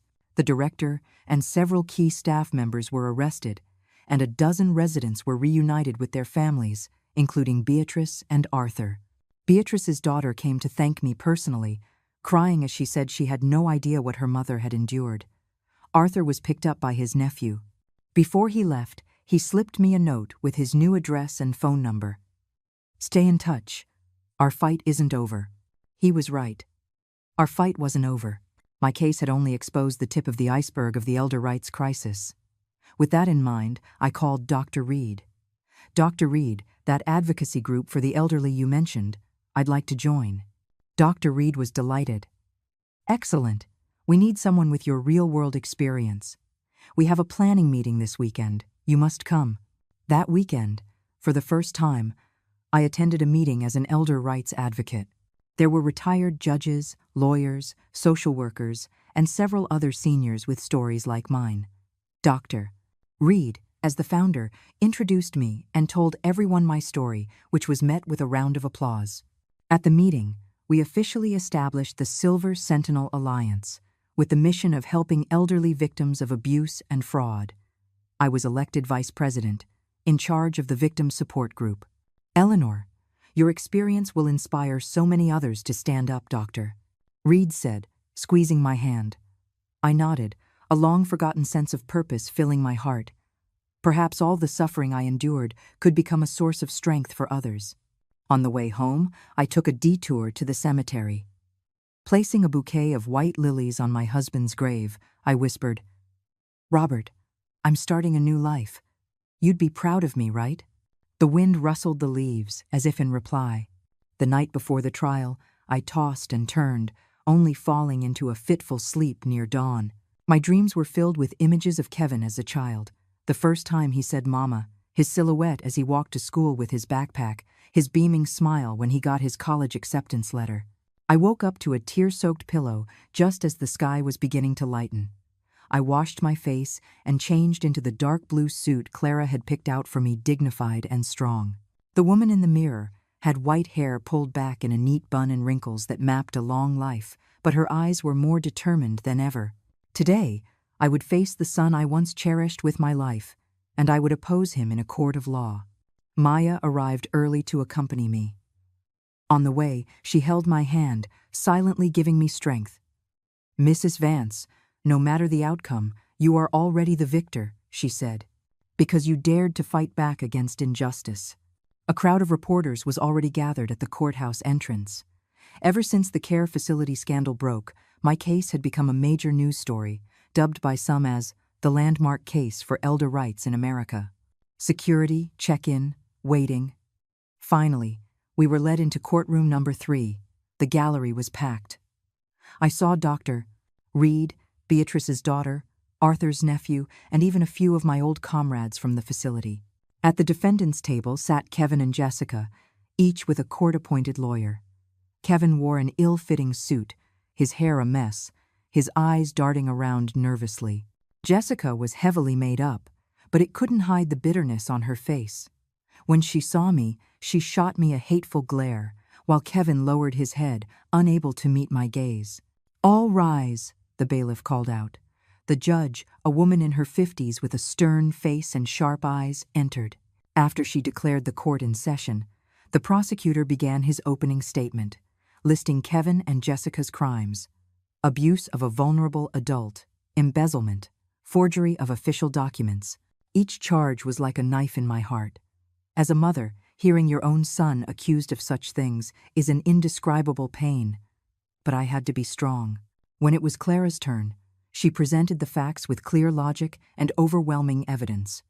The bank statements, the forged signatures, the abuse records from the facility, and most damning of all, the audio recording from the park. When Kevin's furious voice echoed through the courtroom, "You old hag, you're just trying to ruin me, aren't you? I have ways of dealing with you," a gasp went through the gallery. When the recording finished, the court was silent. I saw Kevin's shoulders slump in defeat, and Jessica's face turned ashen. "Your Honor," Clara concluded, "this case is not just a family dispute. It reflects a grim reality in our society about the protection of our elders. The defendants exploited the bonds of love and trust to inflict financial and personal harm upon an elderly mother. Their actions were heinous, and the societal impact is profound. We ask the court to deliver a just punishment and order the full restitution of the stolen assets." Next came the defense. Kevin's lawyer tried to frame it as a family misunderstanding, a momentary lapse in judgment. Jessica's lawyer tried to shift all the blame to Kevin, painting her as a mere accomplice. The judge repeatedly cut them off, demanding they stick to the facts. When Jessica's lawyer claimed she had always had a wonderful relationship with her mother-in-law, the judge played the recording of Jessica's threatening phone call. "Old hag, how dare you hang up on my husband? You want us to ship you off to a nursing home?" The gallery erupted again. Jessica's face went from white to red, her arrogant facade crumbling. During the final statements, the judge asked if we had anything else to say. Kevin suddenly stood up, his voice choked. "Mom, I was wrong. Please forgive me." I looked at him, the little boy who used to cuddle in my arms, now a criminal. Tears blurred my vision, but I did not waver. "Your Honor," I stood, my voice steady. "I do not ask for a harsh sentence. I only ask for justice. I hope my son can truly understand his mistakes and reform himself. As for the property, it was my husband's and my life savings. I must have it back." The judge called for a recess while the jury deliberated. That hour was the longest 60 minutes of my life. Maya held my hand, Clara comforted me, and Dr. Reed spoke to reporters about the importance of elder rights. Finally, the judge returned. "All rise." The courtroom fell silent. This court finds the defendants, Kevin Vance and Jessica Vance, guilty of abuse of a vulnerable adult, embezzlement, and forgery. The facts are clear, the evidence undeniable. Given the severity of the case and its profound societal impact, the sentence is as follows. Defendant Kevin Vance is sentenced to 3 years in prison, with the sentence suspended pending 4 years of probation. Defendant Jessica Vance is sentenced to 2 years in prison, with the sentence suspended pending 3 years of probation. The defendants are ordered to make full restitution to the plaintiff, Eleanor Vance, in the amount of $108,600 within 10 days of this judgment, and to pay an additional $10,000 in punitive damages. I barely heard the rest. 3 years and 2 years. Even suspended, it meant a criminal record they could never erase. And the restitution, nearly $120,000, would wipe out almost everything they owned. As we left the courthouse, reporters swarmed us. Clara shielded me, but I gently pushed past her and faced the cameras. Today is not just a victory for me, I said. It is a victory for all elderly people who have been mistreated. I want to tell everyone in a similar situation. Do not be silent, do not be afraid. The law will protect us. As for my son and daughter-in-law, I took a deep breath. I forgive them for the personal pain they caused me, but I will not forgive their disregard for the law. I hope this lesson will help them truly change.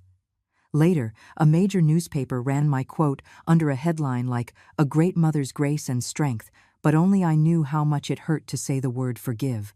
After the verdict, Kevin and Jessica were forced to sell the BMW and some jewelry to make the first restitution payment. Their marriage ended. Jessica filed for divorce 3 days after the trial and moved back in with her parents with the children.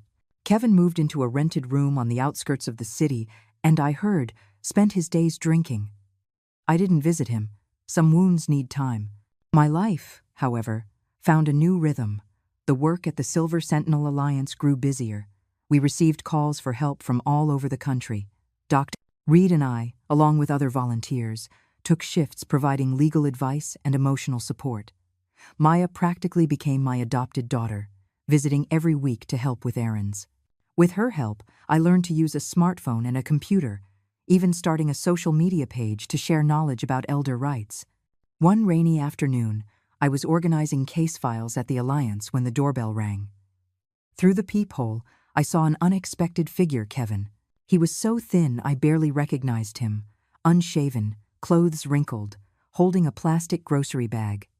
I hesitated, then opened the door, leaving the security chain on.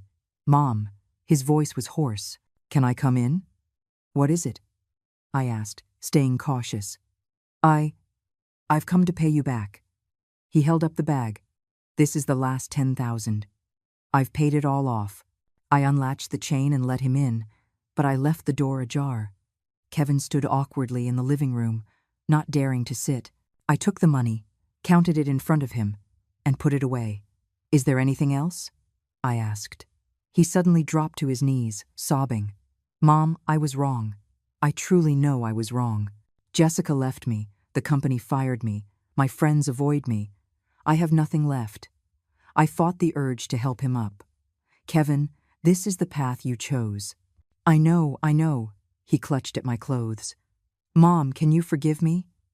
"I promise I'll turn my life around." Looking at his pathetic state, my heart felt torn in two.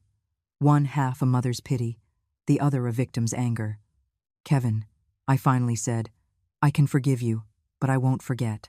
As for trust, that will take time." He looked up, a flicker of hope in his eyes. "Mom, thank you. You should go now," I interrupted. "When you've truly changed, then you can come find me." After Kevin left, I sat in front of my husband's portrait and wept. Forgiveness does not mean forgetting, nor does it mean things go back to how they were. Some cracks can never be fully mended, but life goes on. The next day, I went to the Alliance as usual. Dr. Reed told me our work had caught the attention of the National Council on Aging, and we might be invited to a symposium on elder rights protection. "Eleanor, you've become a celebrity," she laughed. I shook my head. "I don't want to be a celebrity. I just want to help more people like me." That evening, Maya came over for dinner, excitedly telling me the bank was giving her an award for her civic mindedness, and she might get promoted early. It's all because of you, Mrs. Vance. Her eyes sparkled. I smiled and put a piece of fish on her plate. Silly girl, it's because you have a good heart. Before bed, I checked the locks on the doors and windows, a habit from my time in the facility. Lying in bed, I thought back on the whirlwind of the past half year. From being deceived by my son, to being locked away, to fighting back and winning, and now to this new life. It felt like a dream. My phone buzzed. It was a text from Kevin. Mom, I found a job. Warehouse manager at a friend's factory. The pay isn't great, but I'm going to work hard. Good night. The simple words made my eyes well up. It was the first time he'd said good night to me since he was a teenager. I replied, work hard. Take care of yourself. Putting the phone down, I looked out at the starry sky. Robert, did you see? Our son? Maybe there's hope for him yet. And I'm starting a life that is truly my own. 3 months after the Silver Sentinel Alliance was founded, we moved from Dr. Reed's living room into 2 proper offices provided by the city. Our membership grew from 12 to over 100, including 6 lawyers, 2 retired judges, and 4 counselors. I was officially the vice president, primarily responsible for the Property Fraud Prevention Project. This initiative was born from my own experience and that of several other members. The problem of children or relatives cheating seniors out of their homes was growing. Eleanor, look at this case. Dr. Reed handed me a file. An 80-year-old man, Mr. Henderson, was tricked by his grandson into signing over his house and is now homeless. I read the details, a familiar ache in my heart. Mr. Henderson's story was so similar to mine.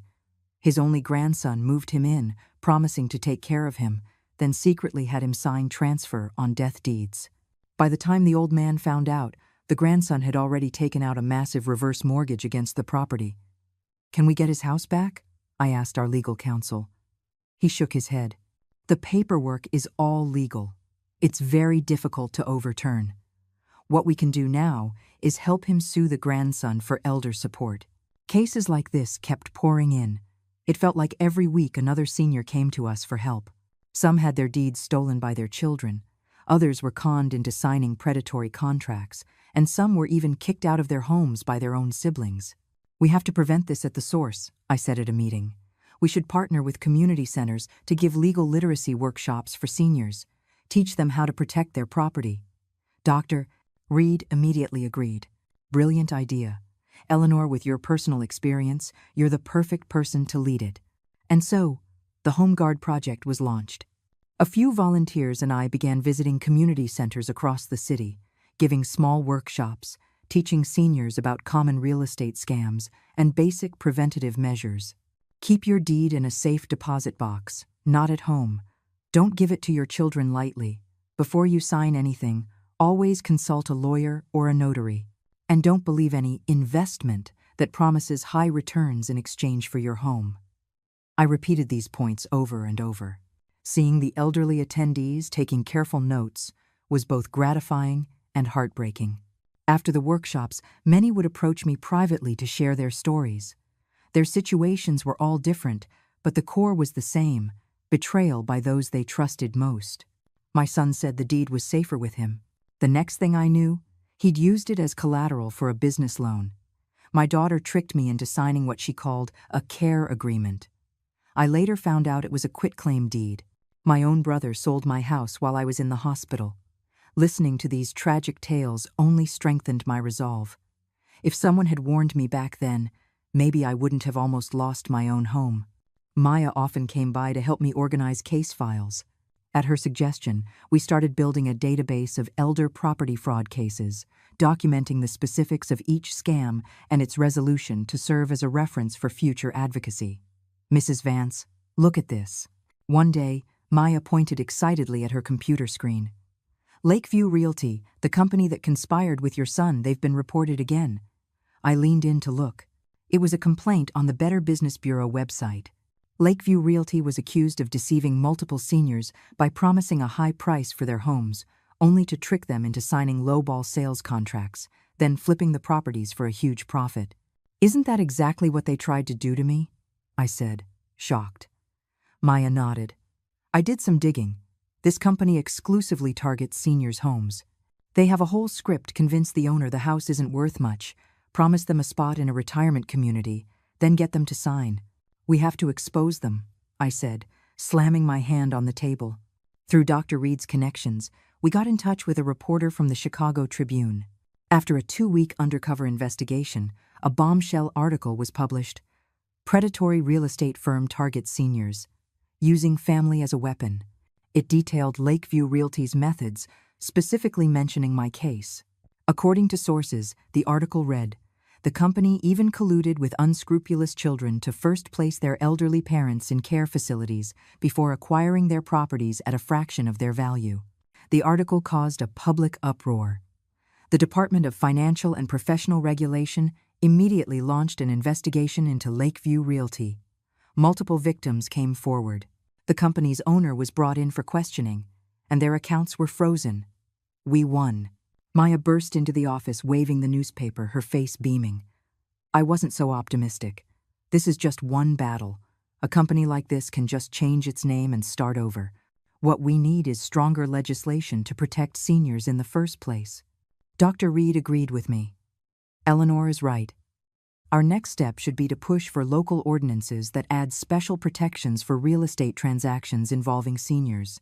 Under her leadership, we began drafting a proposal for a senior homeowner protection ordinance to submit to the City Council. The work was complex and daunting, but it was crucial. Meanwhile, my personal life was also changing. Kevin sent a text message every week to check in, and would sometimes leave groceries at my door, but he never came inside. I knew it was his way of showing remorse, but I wasn't ready to let him back in so easily. Maya became a regular fixture in my home, coming for dinner at least twice a week. Her cooking was getting better and better, and she always tried to make my favorite dishes. Watching her, I often felt like I had gained a daughter. "Mrs. Vance, how's the braised fish?" she would ask, waiting eagerly for my verdict. Perfect," I'd say with a smile, though still a little way to go to beat my husband's recipe. "Then you'll have to teach me," she'd reply, her eyes shining. This simple, warm routine was a happiness I never thought I'd have again. But there were still undercurrents of trouble. One night, I was woken by the jarring sound of the doorbell. Through the peephole, I saw Jessica, her face a dark mask. "Open the door." "I know you're home," she yelled, pounding on the door. I didn't make a sound, quietly retreated to my bedroom, and dialed 911. By the time the police arrived, Jessica was gone, but she had spray-painted "Old Hag" in red on my door. The police took a report and recommended I install better security cameras. The next day, Clara helped me file for a restraining order against Jessica. Why would she suddenly show up like this? I asked, bewildered.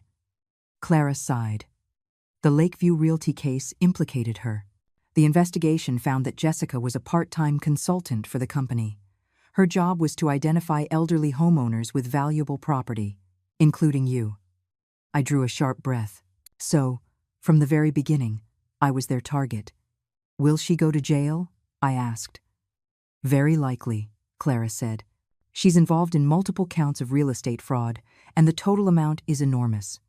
I hung up, my feelings a complicated mix. On one hand, Jessica deserved it. On the other, she was still the mother of my grandchildren. At the next workshop, I shared her case anonymously with the attendees. Seeing their shocked faces, I knew I had potentially saved a few more from a similar fate. After the workshop, an old man leaning on a cane stopped me. "Mrs. Vance, thank you. My son has also been pushing me to sign over the house, promising to buy me a long-term care insurance policy. After listening to you, I've decided to see a lawyer first." I held his hand, my eyes welling up. This was why I did what I did. When I got home, I checked my phone out of habit. No text from Kevin today. The news reported a new development in the Lakeview case. Jessica had been taken into custody as a key suspect. I imagined Kevin must be having a hard time. After a long hesitation, I dialed his number. It rang several times before he answered, his voice hoarse. "Mom," he said. "Are you okay?" I asked. There was a long silence on the other end. "Jessica's been arrested. Her parents are taking care of the kids for now." I didn't know what to say. In the end, I just said, "If you need help, let me know." "Mom," He suddenly broke down sobbing. "I'm so sorry. I'm sorry for what I did to you, to Dad's memory." Listening to my son's broken sobs, my heart clenched. Blood is thicker than water, and that tie can never be completely severed. "Kevin," I said softly, "everyone makes mistakes. The important thing is to learn from them." That night, I had a strange dream. I dreamt my husband was on the balcony, watering the geraniums. The sunlight caught his white hair, making it shine. "Robert," I asked in my dream, "am I doing the right thing?" He turned around, his smile as warm as I remembered. "Eleanor," he said, "you're doing great." I woke up to a bright morning, the pillow wet with tears. Outside, the geraniums had bloomed, their white petals swaying gently in the morning light. On the day the Lakeview Realty trial began, I appeared in court as a witness. The entrance was swarmed with reporters and onlookers. When Jessica was led to the defendant's table, I almost didn't recognize her. Her once perfect makeup was gone, replaced by a haggard face and messy hair. She saw me, a flicker of resentment in her eyes, before she lowered her head. The prosecutor read the indictment, and the list of charges was staggering. Fraud, wire fraud, conspiracy. The total amount involved was over $2 million, with more than 30 elderly victims.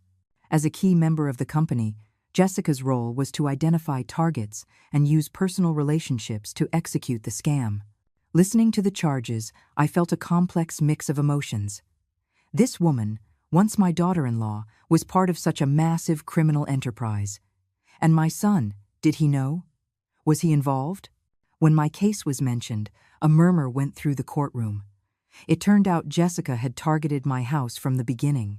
Kevin had initially resisted, but eventually gave in to her persistence. According to the defendant Jessica Vance's confession, the prosecutor stated, she conspired with Kevin Vance to have the victim, Eleanor Vance, committed to a care facility to remove her as an obstacle to acquiring her property. I gripped the armrest of my chair. I had long suspected it, but hearing it confirmed in court still made it hard to breathe. Kevin, how could you have been so foolish? When it was my turn to testify, I calmly recounted my experience, emphasizing how an elderly person's trust in family can be exploited. My words resonated with many of the other seniors in the gallery. Some even began to cry softly. Jessica's lawyer tried to portray her as a minor player, manipulated by the company's owner. But the prosecutor presented evidence showing that Jessica not only helped plan multiple scams, but also received a significant cut of the profits. The trial lasted all day. Finally, the judge recessed the court, with a verdict to be announced at a later date. As I was leaving, a frail, white-haired woman stopped me, her hand trembling as she took mine. "Mrs. Vance, thank you for standing up. They tricked my husband out of our home. The shock sent him to the hospital. You've given us hope." I hugged her, at a loss for words. There were too many victims like her, and there was only so much I could do. When I got home, Maya was already in the kitchen, the house filled with the aroma of her cooking. Seeing me, she immediately turned down the stove. "Mrs. Vance, how did it go?" I briefly told her what happened. "Jessica got what she deserved," she said indignantly. Then she hesitated. Will this affect Kevin?" The prosecutor said he wasn't directly involved in the company's other scams, but as for my case, I sighed. "We'll have to see." After dinner, Maya mysteriously handed me an envelope. "Mrs. Vance, I want you to see this." Inside was an old photograph of Maya with a young woman. "This is my mother," Maya said softly. "She passed away when I was 5. My dad said her biggest regret was not being able to take care of my grandmother." I looked closely at the woman in the photo and saw the strong resemblance to Maya. "Mrs. Vance." Maya's eyes were red. "You know why I've been trying to help you? It's because you remind me of my grandmother. My dad said that when she passed, she was still clutching a picture of my mom." My own tears started to fall. So that was the story behind this sweet girl's kindness. "Oh, you silly child." I hugged her as if she were my own daughter. We talked late into the night. Maya told me stories of the mother she barely remembered, and I shared memories of raising Kevin. The joys and sorrows of 2 generations wove together in the moonlight. "Mrs. Vance, can I call you Mom?" Just once, Maya asked just before she went to bed. My heart warmed. I nodded. "Mom," she said softly, then shyly ran off to the guest room. That one word kept me awake all night. Life is strange. I had lost a disloyal son, but I had gained a devoted daughter. The next day, the verdict came down for the Lakeview case. The owner was sentenced to 12 years in prison. Jessica, as an accomplice, was sentenced to 5. Upon hearing the sentence, she collapsed and had to be carried out of the courtroom by the bailiffs. I didn't stay to watch. Instead, I went straight to the Alliance. "Doctor," Reed was planning a big event, Elder Rights Awareness Week. "Eleanor, you're just in time," she said excitedly. "The city has approved our proposal. Next month, we're launching a city-wide anti-fraud campaign for seniors." It was wonderful news. We immediately dove into the preparations, designing brochures, contacting media, training volunteers. It was exhausting but fulfilling work. During a lunch break, my phone rang. It was an unknown number. The caller identified himself as an employee at the state correctional facility. "Miss Vance? Your daughter-in-law, Jessica Vance, is requesting a meeting with you. She says she has something important to tell you." I was stunned. "What is it?" She wouldn't say, only that it's about your son. After much hesitation, I agreed to see her. The next day, in a cold, sterile visiting room, I faced Jessica through a glass partition. She wore an orange jumpsuit, her face pale, but the bitterness in her eyes was gone. "Mom," she started crying as soon as she spoke. "I'm so sorry." I said nothing, waiting for her to compose herself. "I need to ask you for a favor," she said, biting her lip. "It's about Michael. My parents are too old to care for him. And Kevin, he can't manage on his own." My heart clenched. "You want me to take care of my grandson?" She nodded, tears streaming down her face. "I know I have no right to ask, but Michael is innocent. He cries for his grandma every day." I closed my eyes, my grandson's sweet, smiling face appearing in my mind. Whatever wrongs the adults had committed, the child was indeed innocent. "I'll consider it," I finally said. "On one condition." "Anything. I'll agree to anything," she said eagerly. "Tell me the truth." I looked directly into her eyes. "You and Kevin, how did it come to this?" Jessica was silent for a long time before she finally spoke. "At first, I just wanted a better life. Kevin's salary wasn't enough, and I liked expensive things. Then I met the owner of Lakeview. He said he had a surefire investment." As she spoke, a chilling truth emerged. From small personal loans to the grand real estate scam, Jessica and Kevin had sunk deeper and deeper into a swamp of greed. My house was just one of their many targets. "Did Kevin know it was illegal?" I asked, my voice trembling. "Later on, he did." Jessica lowered her head. "But by then, we were in too deep. We owed so much money to loan sharks." Leaving the prison, my heart was heavy as lead. Was my son's life ruined?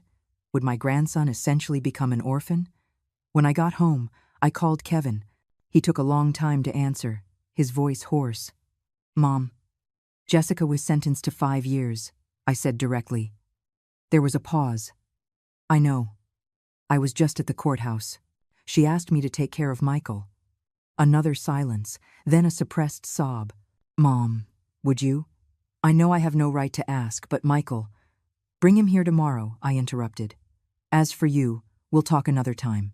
I hung up and sat on the sofa in a daze until Maya came home from work. "Mrs. Vance, what's wrong?" she asked with concern. I told her about the prison visit and Kevin's request. To my surprise, Maya was fully supportive. "The child needs you," she said, taking my hand. "And this could be a chance for you and Kevin to reconcile." I gave a weary smile. "Silly girl, some things aren't so easily forgiven. But someone has to take the first step," she said softly. "Just like you said in court, you forgive the personal harm they did to you." This girl was using my own words against me. I ruffled her hair. "You?" The next day, Kevin brought Michael over. In the 6 months I hadn't seen him, my grandson had grown taller, but his face was thin and pale. He was shy when he saw me. "Michael, say hi to Grandma," Kevin urged him. "Grandma!" Michael suddenly burst into my arms and started crying. "Grandma, where were you?" "Mommy and Daddy are gone, And Grandpa and Grandma are mean. My heart melted instantly. I held the innocent child tight. Grandma's here now. It's okay. Kevin stood by, his eyes red. I let him in but didn't say much. I spent the entire afternoon playing with Michael, reading him picture books, feeling like I had gone back in time to when Kevin was that age. When Kevin was about to leave with Michael that evening, the boy refused to go, crying his heart out. I want to stay with Grandma. I want to stay with Grandma. Looking at my grandson's tear-streaked face, I made a decision. He can stay here tonight. You can bring his things tomorrow. Kevin nodded gratefully. As I walked him to the door, he suddenly knelt down and bowed his head to the floor. Mom, I am so sorry. I didn't help him up. I just said quietly, "Go. Come back early tomorrow." Closing the door, I held the sleeping child in my arms, a flood of emotions washing over me. Would this child become the new bond between me and Kevin? I didn't know. But I knew that my life was about to change again. Before bed, I sent a text to Maya. "Can you help me buy some things for a child tomorrow? Michael is staying for a while." She replied instantly, "That's wonderful. I'll go first thing in the morning." Mom. Looking at that word, Mom, I smiled and put down my phone. Life always finds a way to give you new hope when you least expect it. 3 days after Michael moved in, Maya basically moved in too, becoming a full-time nanny. She insisted on staying in the guest room, saying it would be easier to help care for both Michael and me. "You're getting older. Taking care of a child is exhausting," she said, while feeding Michael his dinner. Besides, I was great at taking care of my little brother and sister. I smiled, watching her bustle about. With Michael here, the house was suddenly full of life and laughter again. Kevin came by every day after work to see his son, sometimes bringing fruit or toys. He was reserved and polite, a stark contrast to his old self. We tacitly avoided the past, focusing instead on the child's growth and education. A month later, the Silver Sentinel Alliance's Elder Rights Awareness Week officially kicked off. At the opening ceremony, I gave a speech as the vice president, sharing my story and what I had learned. The audience was filled with seniors, their families, and many reporters.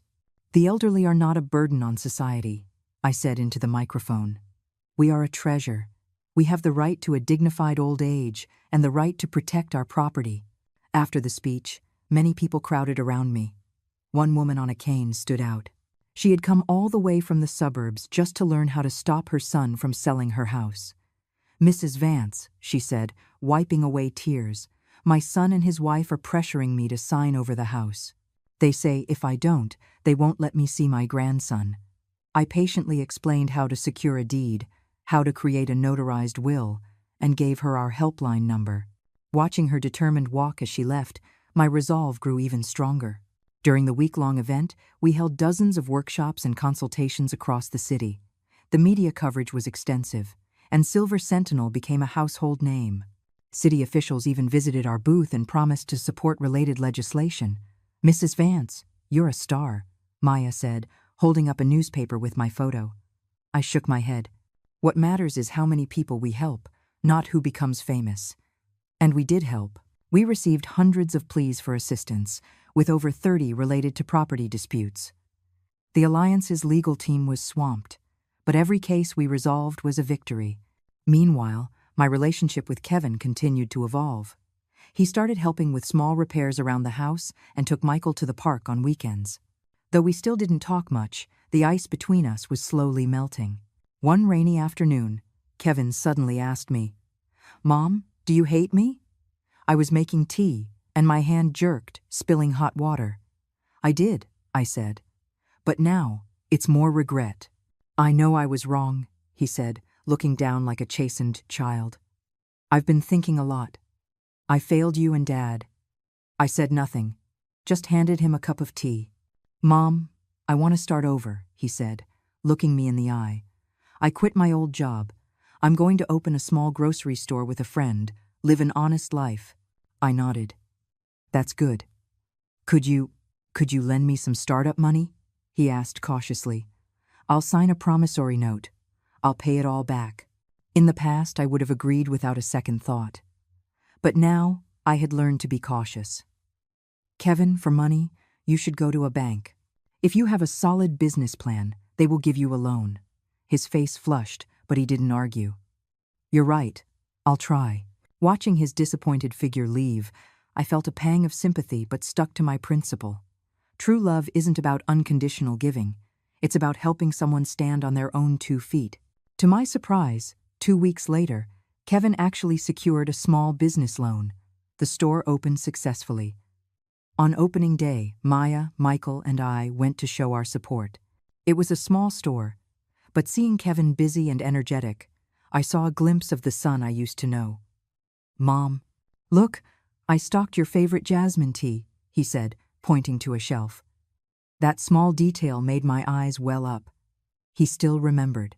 On the way home, Maya said, Mrs. Vance, Kevin has really changed. Yes, I sighed. I hope this time it's for real. Before we knew it, it was time for Michael to start preschool. We chose a public school close to home. On his first day, he cried and clung to my leg. Grandma, don't go. Michael, be a good boy, I said, crouching down to wipe his tears. Grandma will be back to pick you up this afternoon. There are lots of friends and fun toys here. After much coaxing, the teacher finally got him into the classroom.